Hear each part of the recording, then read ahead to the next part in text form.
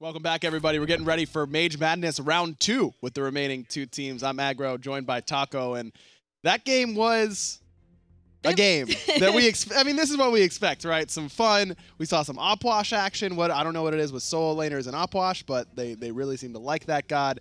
I expect we'll see more of the same. I mean, remember, these teams just got to watch what the first 2 teams did and see what worked and see what didn't. I think Burst is definitely going to be the way to go for these 2 teams that are coming up right now, because you just have so much potential, especially on a Clash map. You've got the gold spilling you need to consider, and all of those factors just combined really just favor the Hebos and the Opwashes, in my opinion. Yeah, Hebo, Opwash both came up big there. Wubbin on the Thoth was pretty solid there. I know a lot of the players, I was sitting among them, they were fairly impressed with the young man's play on the mid lane Mage. This time, though, it's not going to be Wubbin and the rest of the Titans. It's going to be the Juggernauts. That's BaRRaCCuDDa's team up against the Manticores, and that's Aror's team. And Aror's team is look, Aror's team should win this because they have 4 former mid laners on that team. It's a bit of a sleeper pick, because I think what most people are anticipating as far as this weekend is concerned is that Aror's team's that cheese team, especially, they are the ones that are going to be looking for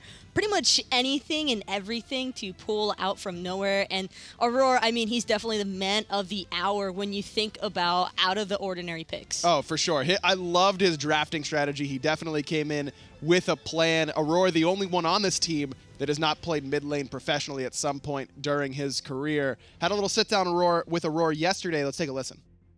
The reason I picked Emil, well, I mean, I was kind of forced into picking him, but I didn't have a problem with that, actually, because I wanted a hunter from Europe, and just being able to pick him made things really easy for the rest of my draft. And he's obviously a 2-time world champion, 1-time world champion MVP. He's a really good player, so I'm excited to have him. Yeah, I mean, just as off, he kind of plays like a little bit off meta, I feel like, sometimes, and he likes warriors a lot, especially right now. So I feel like CaptainTwig really fits what we want with our team and with our picks. And I also feel like he brings a lot to the Saturday game modes too, being a former mid laner himself. So that's why CaptainTwig was a strong choice. Yeah, me and Best, man, me and Best have played with each other for over 2 years now. It's insane to think about not playing with him. But yeah, I wanted to pick him. He's really good, obviously. We've accomplished a lot together, and he's someone I can trust to hit his abilities and follow up off my CC and stuff. So picking him was a for sure choice for my team. I picked Kiki because he likes to play a lot of off-meta things. He can kind of play any style you want him to, and he'll play for the team. So I feel like he's going to fit in really well with what we want to do as a team. And he'll be able to make sacrifices, or he'll be able to capitalize on leads that we can give him as well. So I feel like he's really good at playing things off meta. He's going to be good on Saturday, he's going to be good on Sunday, and he's just going to be good overall. So I'm excited to play with the team that I drafted.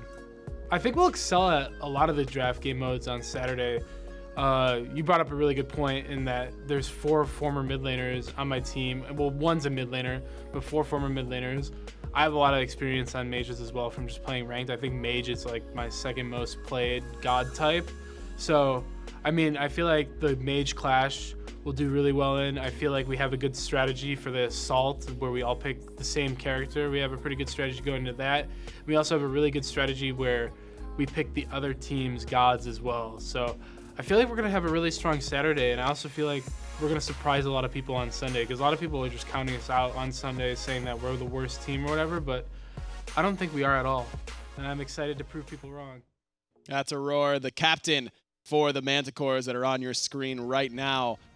Look, this is a team that just has a lot of You mentioned cheese, and I agree with you there. They have those alternative strategies. That's the phrase I'm going to use. I think that's the PC term for that. I don't think there's anything wrong, though, when it comes to an alternative strategy. I mean, whether you want to call it cheesy or just a different sort of flavor, these are all just players who have those potential pocket picks, and you really just can't ever anticipate them. They were mentioned in that video, Aror specifically looking to take away picks from the enemy team, and this is probably the best team to do so. In Aror and Best, you know they're going to have that synergy. The 2 longtime teammates there in that support in mid lane. No Erlong Shen to set up for Best Raw, but Nox could work, something like that. That's what I'm kind of just waiting for, is the Nox play from Aror. But they are going to be facing off against the Juggernauts, and all around, this is just another incredibly strong team. I mean, you've got BaRRa and Jeff, typical sex tank, Yammyn, and then, of course, you can't leave out the boys from Dignitas. You're going to have Qvo. Yeah, Qvo and Variety there. You saw FDOT actually coming to spill BaRRaCCuDDa's next drink. He spilled his Smoothie King earlier this morning. I don't know who paid him off to set the Juggernauts on tilt, but I believe it's working. He's come back for more to try and knock whatever BaRRa has. There he is, right there. Look at him. He's scheming. I know he is. Let's be real. Juggernauts, just an unbelievable roster. I mean, we talked to BaRRaCCuDDa, and he said that if he could have picked literally anyone, no draft format, just, you know, I could take players from EU and NA, this is the exact draft he would have gotten, and somehow manages to get it with 3 other people drafting right at the same time as him. It's all about the fact that he has the already formed synergy with Jeff. Yep. And then you take 2 members from a separate team from an EU, especially Dignitas. I mean, they just had their recent LAN win over in DreamHack Valencia. And so it's just particularly important that these members really just get to keep their synergy intact. There he is, the young man himself, JeffHindla, the longtime support. You know, we recently got stats for all of the SPL since Season 1 until now in Season 4. JeffHindla, #1 all-time in assists. Try and hold your surprise there. Not a surprise at all, I think, if you've been paying attention to his career. On the other side, emilitoo, the hunter for energy, this dual-lane partner for Aror, has got a lot of mages in that pool. I mean, he's got 2 skins that are made because of him in large part. The Epsilon Soul skin, and then, of course, the Energy Chronos. If anything, this game mode probably favors Emil, considering the fact that he does already have those picks in his god pool, and especially considering that he gets to face off against Yammyn. I mean, we finally get to see the Battle of the Mages as well. Yeah, you know there's going to be plenty of trash talk between these 2 teammates. I mean, they love to give each other some joking BM, and mostly joking at least from time to time. These 2 two-time defending world champions. And of course, on the other side, CaptainTwig for Obey. His jungler, a perfect pick for Auror's team because he can play just about anything. And that's the thing about Twig, is that when you think about the fact he prefers to play that dual game mode if he's going to be streaming in particular, and that is such a strong acquisition for Aror, just because when you know that you can trust somebody to pick up literally any mage that your team might want to try and flex into, that is just all around so unexpected. Not only is he a former professional mid laner, but you're right, he's an absolute star in the 1v1 duel scene, so you know he's got plenty of experience not only with a multitude of different gods, but on that map, what they're going to play later on today. So watch out for CaptainTwig. I'm sure he's going to have a standout performance here today on Saturday. His jungle opposition, that's going to be QvoFred for the Juggernauts, part of the undisputed best team in the world right now, Dignitas, after their very convincing showing at DreamHack Valencia. This man has just been on fire all of Season 4. How do you feel about the Clash map, though, when it comes to jungling? Because there isn't really any sort of specific routes you can kind of take, and Qvo is probably one of the only people out of these 10 that I can't really put a name on what kind of jungler he's going to go for. Yeah, I mean, it could be the Ao Kuang, of course, if you really want to play some sort of god that you have some time on. I mean, Qvo's been playing for so long, though, that you assume that he's, you know, dabbled, at least, in some of the other classes, mages, of course, being one of them. And then on the other side, KiKiSoCheeky coming out of the solo lane. Look, we know one thing. It's going to be a female mage. If they want to win. Yeah, if they want to win, it had better be something like Afro or Isis, something along those lines. That's Kiki's stamp. He always, it was just a joke. The Nuwa, the Isis, he'd love to play those female mid laners. Oh, I mean, female gods are the perfect role for this one, considering that he does have a lot to select from when it comes to the mage side of things. And knowing Kiki as well, he is such a flexible player because he's so mechanically talented. And when it comes to a game mode like this where pretty much anything goes, Kiki is probably who you'd want on your side. And remember, Kiki's a phenomenal LAN player. He's been to a ton of LANs during his Smite career, very, very successful career at that, and always seems to show up well at LAN. He may not look like it, but one of the louder guys here whenever his team starts to get on a roll, always willing to get up and yell a couple things across the table in a fun nature. And then on Variety, of course, his solo lane opponent, for the Juggernauts. I mean, again, laning, not that important here, but whenever we go on till tomorrow, and of course the pick your poison mode later on today, that's going to be fairly relevant. Here, Variety, how much experience does he have on things that aren't warriors? I mean, Variety kind of always had that staple pick of the Chronos. Chronos is honestly one of the very first picks I ever saw Variety start utilizing in that solo lane, back when mages could be kind of flex pick before the warrior takeover. And I still think that he definitely has that pocket pick to sort of lean on. And I can't really even call it a pocket pick for a lot of these players, because most of them, like you said, they've been playing for so long, they've kind of just dabbled over into that mage pool side of things. BaRRaCCuDDa, the mid laner for the Manticores. This guy has been a star in the mid lane for a long, long time. We mentioned his Ra earlier on. Could be the Scylla as well. Scylla, perfect selection for something like this, where you're going to be getting a lot of XP very, very quickly. Scylla, of course, wants to be able to max those abilities to get that additional effect. I want to see the Anubis, just because you can't really go wrong with the laser, and then on top of that... You can go wrong with the laser. Oh, no, we have seen time and time again that the laser can absolutely go wrong. Damage is the best defense. That is the best possible solution that you could want for the Clash map, especially because all you really want to do is push those lanes as fast as possible. If you pick up a heavy burst composition like we saw from Raffer's team in the previous round, I think that all around that's what's going to keep either side on top, is who has the most burst. That's true, but Anubis, he stands still for two of his abilities, the two abilities that do the most damage against 5 mages. The best juke is no juke. Do you have any idea how many times somebody has missed something just from somebody else not juking at all? I think there's a difference from walking in a straight line to literally just standing there waiting to get destroyed by a Scylla ultimate or a Hebo ult or something like that. But if someone's going to do it, it would probably be the best, of course, playing Anubis at Worlds during Season 3. This is the Mage Madness mode. If you missed it earlier on, we saw the first 2 teams face off. iRaffer's team, the Minotaurs, they took the first game. We're not doing set to 3 or anything like that for these fun modes. Only one. He beat Ataraxia's Titans with in about a 19 to 20 minute game. I am really excited, though, to see Auror's team, especially, just because he's facing off against BaRRaCCuDDa's, and so many people are just anticipating BaRRa's team to be that ultimate standout. I mean, definitely first or second place for the weekend overall. Right. And Auror's team, just so many possibilities. I don't know, Taco. I mean, I look at all these crazy modes, and I think that Auror's team is one of the favorites now. I mean, you look at the way that he's drafted his team and how flexible all the players are, how much, trolling they like to do. Sure, the Minotaurs like to troll as well, but this is a different kind where it's the different picks. I think Auror's team is going to be boom or bust, and this is the type of mode, I mean, we've talked about it so much already. So many of these players have professional mid lane experience, more so than any other team by far.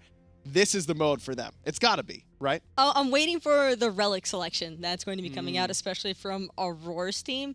I would pretty much anticipate a couple of horrific emblems just because that item's been so prevalent as of late. Even the shells, I mean, for mages in particular, it could be so beneficial having that little extra bit of health, even though there could possibly be a ton of burst to negate it. It's there will come be. handy. There will be, but I mean, those shells came up pretty big in Game 1 between the Minotaurs and Titans, so expect to see some more of those. I think Horrific Emblem's a strong call, though. If a team doesn't just, they just all go Aegis expecting to have some burst coming their way, Horrific Emblem can make their life very difficult. And that's another reason why Haboa would be an excellent pick, because, of course, you get that slow immunity during his second ability. And the slow immunity is pretty clutch, but if you can also consider that there are some mages that I wouldn't necessarily anticipate too many people to lean towards, although Aphrodite and Hell would be fun ones. I think most of these teams are going to try and stray away from those healer mage sort of picks, just because I don't think they'll get as much use out of them. Yeah, I was kind of surprised at how few healers, really none, in game number 1. Opwash had a lot of success. Don't be surprised if you see a guy like that on your screen, emilitoo, piloting that one for his squad. BaRRa's picking Soul, right? We can lock that in. Like, there's zero chance he plays anything but Soul, right? Freya, Chronos, either 3 of those gods would be pretty beneficial in the hands of a hunter, especially a hunter like BaRRaCCuDDa. I mean, the same could be said for Emil, though I would anticipate the Chronos if he's going to pick anything. I mean, there is also the Soul possibility, but I really think that Outwash is probably the most underrated mage pick here for this game. Outwash just absolutely dominates in these kind of maps. Just so much area control, and there's not a lot of area on the Clash map. You're kind of funneled into the 2 lanes. Of course, you've got that little open arena in the middle where that red buff spawns, and of course Apophis, but overall, not a lot of room to work with, and so gods like Apwash do very well. No Kukulkan during that for game 1, so could see that. I mean, I'm thinking about area control. That's one of the better ones. I want to see somebody go down to the Apophis. Oh, just same. right at the 10 minutes, just Yeah. like 1 or 2 people inside that centerpiece and immediately wiped away. That's why I wish we could have, like, Kuzenbo to just push someone right into the Apophis as he spawns, or maybe a tier. But alas, it is Mage Madness, and so we must have 5 mages. We're getting ready to get into game here, folks. Just a little bit longer as they set up. They're getting their mage builds ready, you know, maybe asking, hey, what do I build on this class? Because I don't play it.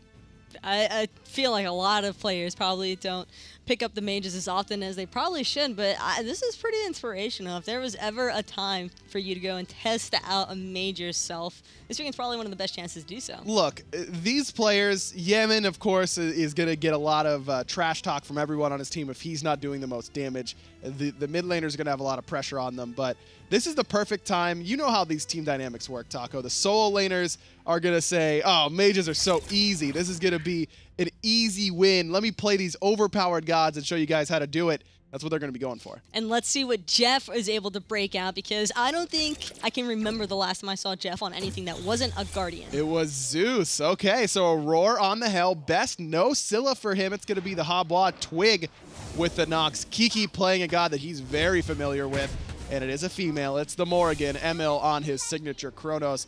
BaRRa went for Aphrodite, and if you saw his stream this week, he played some Afro mid, and it went about as well as you would expect. I don't know how to take that. It did not go well. It did not go well. Oh, that's rather unfortunate. Things are seeming to go pretty well, though, for the Juggernauts, already getting the strong push potential over in that right-hand lane. Variety with Janus. I mean, if anyone was going to pull out Janus, I thought it would have been BaRRaCCuDDa just to kind of redeem himself after that, well, embarrassing showing. I believe with the group stages. JeffHindla getting pretty low on the left-hand side. Him and BaRRa laning together. Please hold your surprise. No one saw that one coming. Well, it's a 3-man grouping on the right for the Juggernauts. They're role-playing each other. Now BaRRaCCuDDa's playing support, but it's going to be CaptainTwig actually getting caught up in that silence. Variety with the first blood. Was that a 3-man stun from Kiki? Huge, and then Emo comes through. Double Aegis for BaRRa and Variety, or excuse me, Jeff and Variety, but they will survive.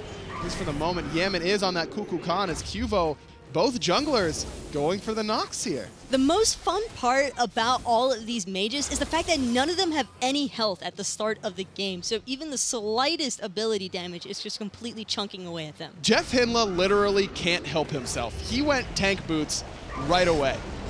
Did someone tell Jeff he's allowed to have fun and do damage? For once. I'm expecting the auras. There's no way he doesn't build just full on defense, and everybody's going to be like, why is he not dying?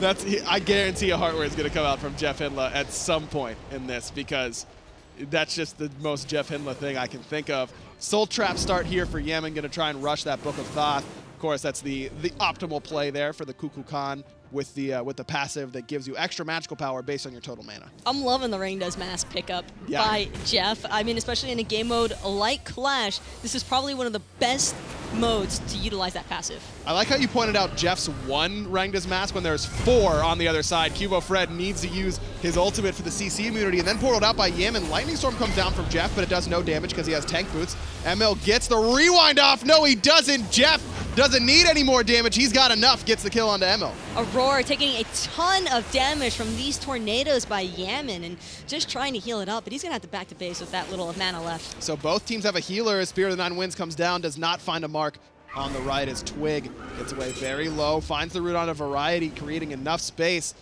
for Twig to get out of danger. There's the ultimate out of Best, who almost finds the kill, but Yammyn is going to be the one to claim the mid laner's life.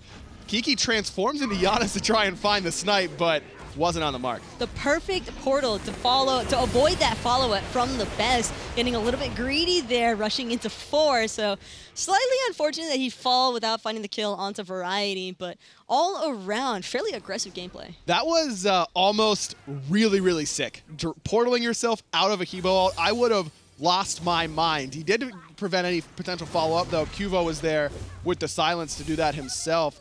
No purification beads for anyone except for Kuvo and emilitoo, so these Noxes are going to be very, very potent in this match. But that is a lot of Aegis on the side of the Juggernauts. So as far as damage is concerned, they probably have the best chance at staying alive as long as the Sanctuaries are up. And really, it's just going to come down to timing. Kiki gets rooted in silence, taking a lot of damage. There's the ultimate, and Yammyn's going to get the kill with the spit.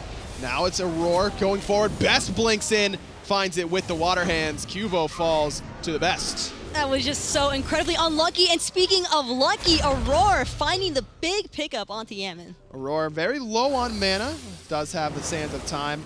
We saw no healers in game number 1 as Best gets portaled, stunned. Good amount of damage onto him, but not enough to find the kill. No healers in game 1 between the Titans and the Minotaurs, but this time a healer on both sides and a very potent one at that. But look at how they're splitting the farm. There are 4 people sharing that XP in the right-hand lane. Meanwhile, you've got Emil, who's kind of just been solo manning the left-hand side for a while. Wow, Emil really doesn't like to lane with people anymore. He got a taste of the solo life with the current meta, just being all alone on the duo side of the map, and now he won't even share waves in Clash.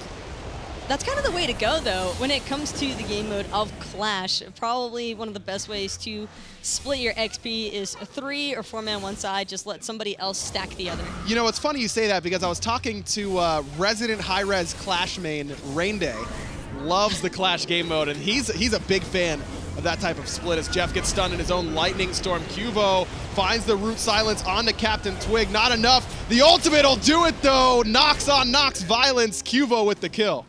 And what a massive pickup, but Aror answering back immediately with a clutch kill onto JeffHindla, and Emil, of course, yet again, cleaning up QvoFred. There's the rewind as well. What do you know? Emil looks pretty comfortable on this Chronos. Can't quite find the kill with the time rift, but all even. 5-5, read the kills. It's got to feel good to be able to play the god with the skin that you pretty much made it for. Yeah, I mean, every time he locks it in, it's got to be a nice little reminder that, hey, I'm pretty sick at this game. Bear all by himself will eat a nice water spout from Best as Twig dashes in onto Yammyn. There's the blink. Aegis for the moment. Yammyn's still in some trouble, but Best didn't have the ultimate in order to find that kill. I hope Jeff doesn't get too jealous that BaRRa isn't kissing him right now. Oh, yeah, that could be awkward. Now, there it is. No, it's back again. Jeff said, hey, where do you think that kiss is going? Right to this guy. Kiki, juking around, uses the Aegis, gets him out of that unstable vortex, but not enough for the auto attacks. Variety puts the Juggernauts back in the lead at 6 kills. Pretty big pickup, too, considering that he did burn out that Aegis, so he's going to be pretty susceptible to damage for the next 140 seconds. Twig took a lot of damage there, but emilitoo's the one to return it onto QvoFred. Aror, 1 HP, and Jeff is going to get the double kill with the detonate. Juggernauts at 8, Best still trying to get away. Will be able to do so as he jukes out the unstable vortex. Juggernauts retreat to try and secure this red. And now it's going to be Emil getting the better trade there with Yammyn. Forced to back off, though, not able to try and steal away that red buff. It was all, these two teams a little bit more jokey from the beginning. I think we heard a little bit more laughter, some fun. But now you take a look at the player cams, and they're starting to get into it. Yammyn with the death stare as always. He's always ready to just look as serious as humanly possible. I mean, it's all fun and games, but at the end of the day, these points will matter when it comes to the seeding for tomorrow, and you just want to make sure that you've got your best foot placed forward for Sunday's matchups. Look, exactly. These are for fun, but there is some serious moolah on the table here from the prize pool of the Energy Chronos skins, so this is going to be, these teams are going to take this seriously enough in order to get a nice paycheck at the end of the weekend. A little over 7 minutes in. Juggernauts still up 2 kills in total. But the gold disparity is still not really much to really scoff at or anything like that. It's only a little bit over 800, 900 gold in favor of Juggernauts, so you can tell that the farm has been pretty efficient from both sides. BaRRa looks pretty good on this Afro whatever he is in Clash. Kuvo just got erased. There was a Nox there at one point. I have never seen as many aggressive Nox dashes in my life as I have in just this one game alone. Damage is the best defense. If you say so. No Anubis, though. No Anubis, a little depressing, but I think that we can live on knowing that Kukulkan made it in. Kukulkan might not stay in for much longer, though. Spear of the Nine Winds juked. Yammyn's all alone. There comes the ultimate from Variety to try and give him a way out, but Kiki decides to use a Janus ultimate of his own to get his team in to finish him off. You ever have 4 people just chase you into oblivion and back? Gonna be Jeff and BaRRa trying to find a cleanup answer back onto the best, but Kiki actually wiping out Variety. Jeff 1 HP. BaRRa trying to body block for him. Will do so successfully as Emo finds the rewind. Aror on the run. Another aggressive knock dash, this time from Qvo. He's looking for the root silence combination. There's the silence. There's the root. There's the Aror. He's gone. 2 kills now onto Aror, the captain of the Manticores. And that was such a quick answer back. Qvo again with these aggressive knock dashes. BaRRaCCuDDa able to find the stun onto emilitoo, and now he's just trying to run away back to the safety of his own jungle. JeffHindla has completed his Rangda's mask stack, so we get some movement speed, some cooldown reduction, from some penetration as well. Only 1 completed Rangda's on the other side, and that's on the best. And Jeff built damage. Oh my god, he did! Okay, There's Juggernauts, the Juggernauts must be completely flustered if that's the case. Let's take a listen and see what they're thinking about Jeff's damage build. A couple of people looking to go left. We agree. We can totally win a fight here. Okay. Gonna look for something with my 2. Oh shoot. I'll speed you up. Let me know when you want to go in and I'll Coming speed right, you I'm up. coming right, Emil. Oh my Got god. Janus, It knocks yeah. dash, it knocks Yeah, dash. hit that, hit that, hit that.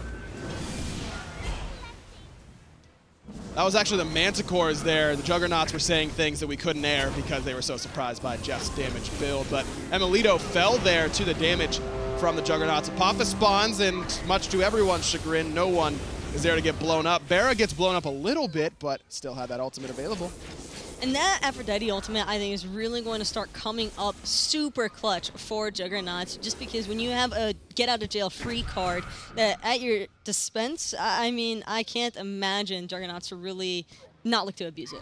Both Nox players have gone for a Genji's guard, trying to get a little bit of more defense, but Qvo has finished off a Spear of Desolation in addition to that, so he's going to be having a lot more cooldown reduction than that of CaptainTwig, which really is the key component for Nox in this kind of idea, right? Is you just want to set up as much as possible. Your damage, not super relevant.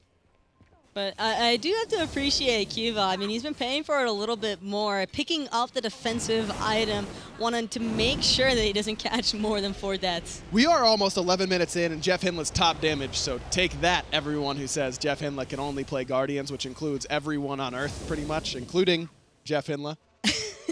I think that Jeff doesn't give himself enough credit. I mean, he's been playing enough Assault with BaRRaCCuDDa for the past month that he was bound to pick up a couple of odd picks eventually. This team is going to be good at Assault, the Juggernauts. They have to be, right? Otherwise, all of BaRRaCCuDDa and Jeff's Assault scrims will have been for naught. Though this time it's a little bit different than in Game 1 because, as I mentioned, there are healers in this game and there weren't. In game number 1, his Best blinks in. Variety gets erased, but still at the Aegis. Alive for the moment, but Best will still clean him up. Big tower dive, but not enough of a rotation in order to answer back. Jeff's ultimate comes down, not a lot of use out of it as BaRRaCCuDDa pops the ultimate to save his longtime lover's life. And Emil's just swinging away on the backside, already forced to use his ultimate though, really wanted those abilities refreshed, but it's not going to make a difference. It's only going to be the life of Variety claimed. Kiki has really enjoyed doing his best Janus impersonation. That time, nothing doing for the Changeling ultimate. Now we're all knotted up at 10, about 12 minutes in. Apophis being looked at here by Juggernauts, but don't know if they really want to commit to it. Twig and Qvo both missed their combo. It's the initiation tool that both of these teams are really relying on. I'm kind of just waiting for the Divine Ruin to come into play for either side, really. I mean, it's strong against the Hell, it's strong against the Aphrodite, and I think whoever picks it up first is probably going to have the better time as far as these trades are concerned. Absolutely. I'm surprised that no one got its second item. Yammyn's gone for an Ethereal Staff in that third item slot. Not an item that I really expected to see in this sort of mode just because of how little total HP mages have, and that's taking % HP off, but does give him some health and works well with the Kukulkan. His Best gets CC, but Auror's there with the cleanse. And that burst of heal is also pretty massive. QvoFred and BaRRaCCuDDa trying to make it work, but no harm, no foul. Both able to get out of danger just in time. These healers coming into big play for both sides. BaRRaCCuDDa's ultimate and Auror's cleanse. Very surprised we didn't see any more health just because of how strong that cleanse is. It's just the cleanse and that massive burst heal. And you also just have to appreciate Hell and her Dark Stance as well. And emilitoo actually going deep there on Variety. Best is the one to find it, though, as Kuvo gets sniped out with the ultimate. Spear of the Night wins, knocks up Aror, but does very little damage to him. JeffHindla is going to be the one to find it. BaRRa's going to claim Best as well. The duo lane for the Juggernauts find 2, but the Manticores, they get the tower. And that sacrifice made it all the more worth it, picking up that T1 tower. emilitoo. Oh, That's no. a really awkward place to be. He does have rewind here, but at this point, it's just going to put him in a worse spot. Trying to find the cheeky time stop over the wall there. No one really covered the option for the rewind, so Emil gets out okay. Even though Emil was a little bit out of position there, I don't think that Yammyn wanted to stay pushed up far enough for Manticores to answer back, just in case Emil had the jukes coming out. I like the Chronos pendant from Variety. I also like the Obsidian Shard, as QvoFred's building into one of his own. Kuvo, I think, should have definitely gone Spear of the Magus here. I mean, you're setting up with your Silence and Root combination, and that Root ticks and is going to guarantee maximum stacks of that Spear of the Magus basically right away, which would shred everyone else for him and the rest of his team. I think the Obsidian Shard would have been better left to gods like Variety and JeffHindla, whereas Yammyn and Kuvo probably with Spear of the Magus would have been a little bit more optimal. Oh, well, that might have been a slight mishap. That was no mistake by Kiki with the massive damage onto Jeff. Now Yammyn's on the run, has the Purification Beads and the Aegis. That ultimate would have hit there from Kiki, but he would have had the Aegis, and Yammyn gets out because of a perfect portal from Variety. Good plays there between both teams. Gets Yammyn out of danger. Kuvo has to receive the ultimate from BaRRaCCuDDa. Best still looking for it. Kiki still looking for it. Dark Omen not quite enough to finish off Kuvo. I was waiting for that by Kiki, and now you've got the blink knockup by TheBest. See you later, Variety. We knew ye well, Variety, but Best decided he'd had enough of looking at him. Kiki going to fall here between Yammyn and the Phoenix, with the Phoenix getting very low. Taco, emilitoo, and the rest of the Manticores will finish it off, but Emil's not done. But he's taking a whole lot of damage for it. Rewind coming in just in time to save the life of Emil for now, and he's looking for the cleanup. Aegis already forced out of QvoFred, and nowhere left to go. Aror picks him up. emilitoo gonna fall to the hand of JeffHindla. Ultimate comes out of CaptainTwig there. Don't know if that really found a target, as BaRRaCCuDDa has that ultimate up once again, but backed him out of the Zephyr there. Unfortunate. BaRRa's communication with the Afro CC just not quite there. And now CaptainTwig and TheBest really just trying to tag team down BaRRaCCuDDa. He's surrounded by 3. Is he body I don't blocked? think Yammyn's going to be able to save him this time. No, but Variety's ultimate gets him out of danger. BaRRa's still alive because of the through space and time, and he's out of there. Variety with an insane ultimate to save the body-blocked BaRRaCCuDDa. I actually can't believe he actually just got out of dodge there, but now it's going to be Variety trying to make the same kind of escape. Can't fool me twice. Best cleans him up. Oh, Auror's heal was 1/2 second too late. You know what's messed up? Variety gets punished for saving BaRRa, and BaRRa gets to giggle his way to the fountain, and Variety and Yammyn both die for it. Isn't that how it always goes? It always goes that That's what way. always happens, especially to the mages. It's messed up. I was gonna say hunters, just Yeah. because I have it, Right. but it's definitely still a mid lane woe as well. We're all mages here. Manticores have taken a commanding lead in this one. Only up 2 kills, but 4,000 gold in a clash match is basically unheard of. They also have a Phoenix down as well as both towers. Juggernauts, they barely scratched the towers of the Manticores. It's the fire creep push that's really going to take a dent into the Juggernauts from the Manticores, and really that just comes down to having a Chronos. Meanwhile, the Juggernauts kind of just have a lot of hard CC and a lot of lockdown potential, but they don't really have a whole lot of objective shred. Sprints popped. CaptainTwig doesn't find the ult as everyone spreads out beautifully there from Juggernauts. Jeff drops the ultimate, but Twig and Aror don't really care. Twig gets a Nox ultimate of his own, and Kuvo is going to claim it, crossing Janus ults, and JeffHindla's going to get the kill there. That's the rock portal. What in the world was that? Where's emilitoo going to go? Right to the first portal where he left him.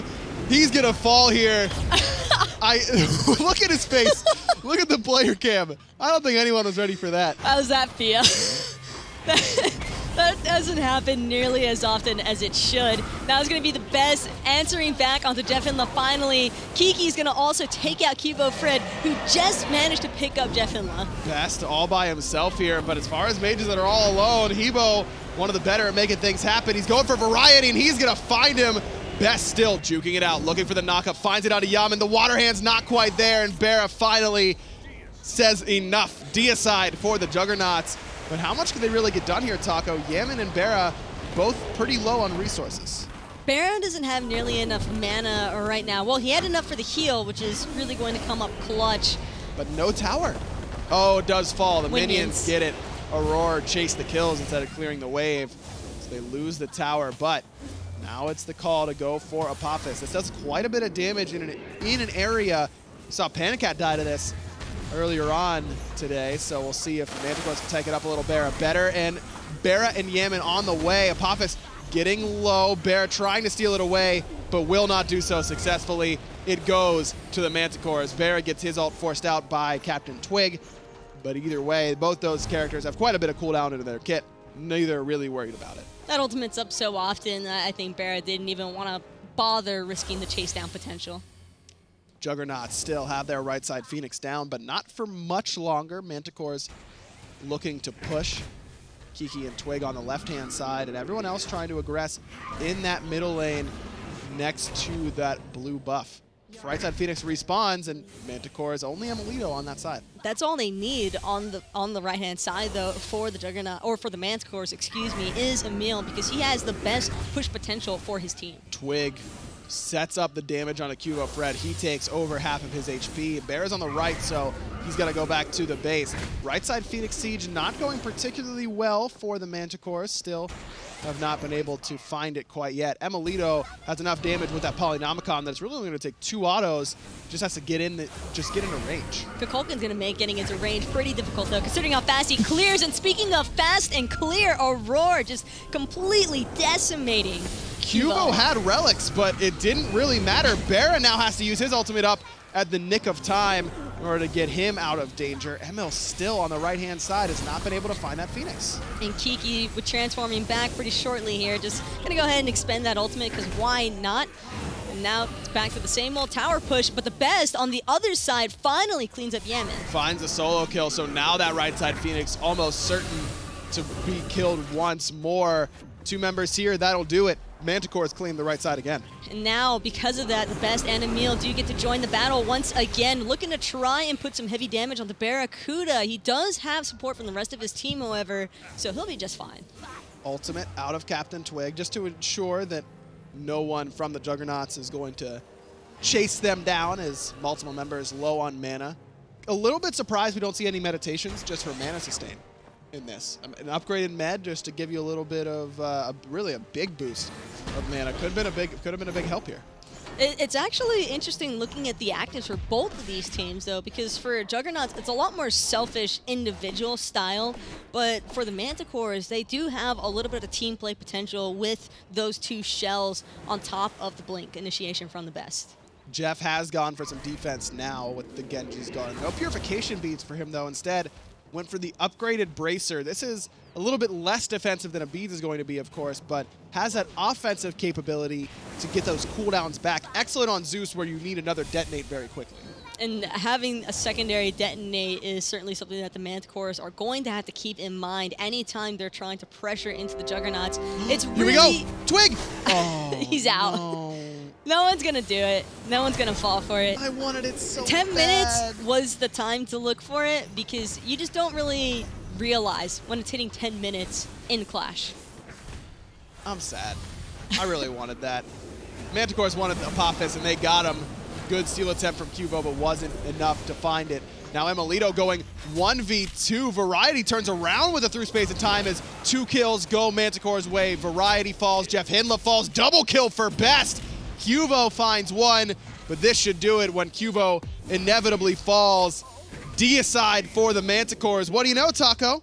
Team with a bunch of professional mid laner experience win Mage Madness. I am not surprised in the slightest that it is Aror's team that'll be finding the victory here between these 2, just because they played it beautifully. Their composition to a T just was able to find those burst kills, and that's really what mattered. Aror basking in the glory of the victory. The Manticores, they win their 1v1 up against the Juggernauts. It was the Minotaurs who won their Mage Madness matchup up against the Titans.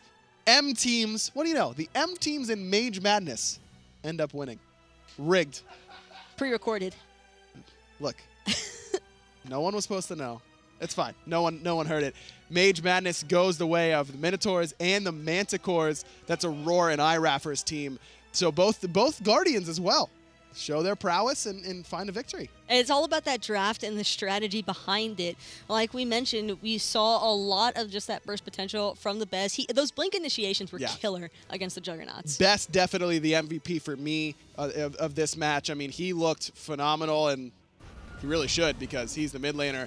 Yammyn had a pretty solid performance on the Kukulkan, but just not as much impact as that Habwa. Yeah, it was rather unfortunate because Kukulkan does so much damage, but just unable to really capitalize off of it afterwards. Emil, however, I mean, he looked cozy as could be on that Chronos. What do you know? No surprise there. Aror had a pretty solid showing on the Hell. I mean, he was looking for the saves, almost saved CaptainTwig there, but 2 snipes were hunting the Obey jungler. I'm honestly still pretty surprised that Aror didn't opt for that Nox. I've seen him play it so many times just because it's one of his go-to supports for ranked. But either way, still a strong showing on the Hell. Still had that support gameplay aspect coming through from this seasoned veteran. I mean, Twig had a pretty solid showing on the Nox. Aror was able to play this much more supporty style mage and ended up working out fairly well for him in that sort of instance. But, I mean, who played the better Nox? That's the question. Because you know Twig and Qvo are going to be at each other about who had the better Nox. I mean, Twig's team was the team that won, so kind of by default, he sort of just wins that category. Nah, dude, I think it was Qvo. Just because my team loses doesn't mean I played perfectly, okay, Taco? You sound like everybody from ranked right now. It's fine. It doesn't bother me at all. That was Mage Madness. Up next, I believe it's going to be 3 Amigos for the Joust map, where you have to go for physical gods only. I believe that's 1 warrior, 1 assassin, and 1 hunter.